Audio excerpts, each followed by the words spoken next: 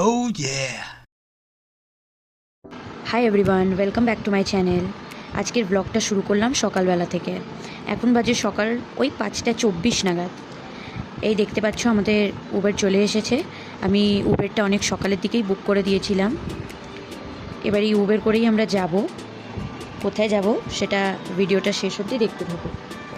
আজকের দিনটার জন্য বেবেও খুব এক্সাইটেড ছিল, তাই ওকে জিজ্ঞাসা করাতেই ও বলে উঠলো যে আজকে আমরা কোথায় যাচ্ছি।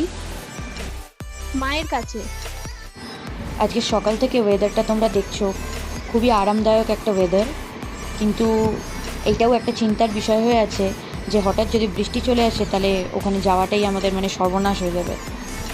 কিন্তু বৃষ্টিকে তো ভয় পেলে হবে না, বৃষ্টি পড়ুক আর ছাই না পড়ুক, আমাদের যেখানে বেরোনোর আমাদেরকে তো বেরোতে হবেই। তাই জন্য ভাবনা চিন্তা বেশি না করে আমি আর ভেবে বেরিয়েই পড়েছি। রাস্তাঘাট মোটামুটি ফাঁকাই ছিল, কিন্তু যেহেতু আমরা হাওড়া রেলওয়ে স্টেশনের সামনে দিয়ে যাচ্ছিলাম, এই সামনেটাতেই প্রচুর জ্যামজটটা ছিল।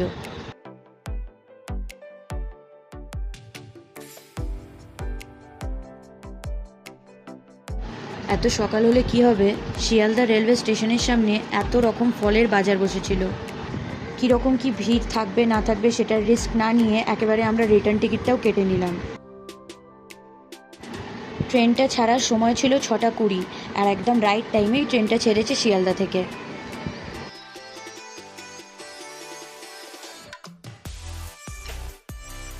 এখন তো যাওয়ার সময় বেশ দেখছি ট্রেনটা প্রায় ফাঁকাই, বসার জায়গাও আমরা পেয়ে গেছিলাম, তাই খুব একটা অসুবিধা আমাদের হয়নি। যেহেতু আমরা ভোরবেলা উঠেই স্নান টান সেরে নিয়েছিলাম, তাই জন্য ট্রেনের হাওয়াটা লাগতে প্রচুর ঘুম পাচ্ছিল। যাই হোক, কী আর করার, ঘুমোনো তো এখন হবে না। একের পর এক স্টেশন পেরোচ্ছে আর আমাদের মায়ের কাছে যাওয়ার অনুভূতিটাও বাড়ছে।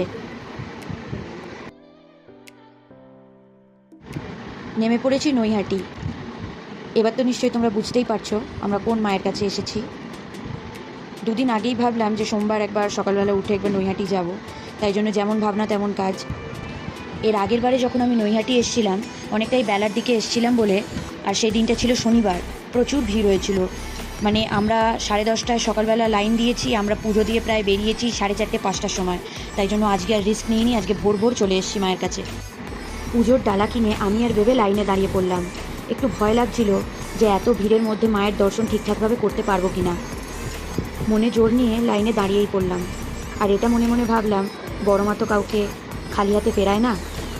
আমি জানতাম সকালবেলা নৈহাটির মন্দির 8টার সময় খোলে, কিন্তু এখানে এসে জানতে পারলাম যে মায়ের মন্দির সকাল 7টার সময়তেই খুলে যায়। আর মোটামুটি ভালোই ভিড় ছিল, যা লাইন ছিল এরম লাইন রাত্রি 3:30-4টে থেকে না দাঁড়ালে আমার মনে হওয়াটা পসিবল নয়। লাইনে দাঁড়ানোর 10-15 মিনিট পরেই আমরা ভিতরে ঢুকে পড়েছিলাম। লাইন যখন ছাড়ছে খুব ভালোভাবেই লাইনটা ছাড়ছে, আর এখন সিস্টেমটা অন্য করে দিয়েছে। এর আগের বারে যখন এসেছিলাম এরম সিস্টেমটা ছিল না। সকালের দিকে মায়ের পুষ্পাঞ্জলি হয় এটা আমাদের জানা ছিল না, কারণ এর আগের বারে আমরা যখন পুজো দিতে এসেছিলাম তখন আমরা পুষ্পাঞ্জলি দিতে পারিনি।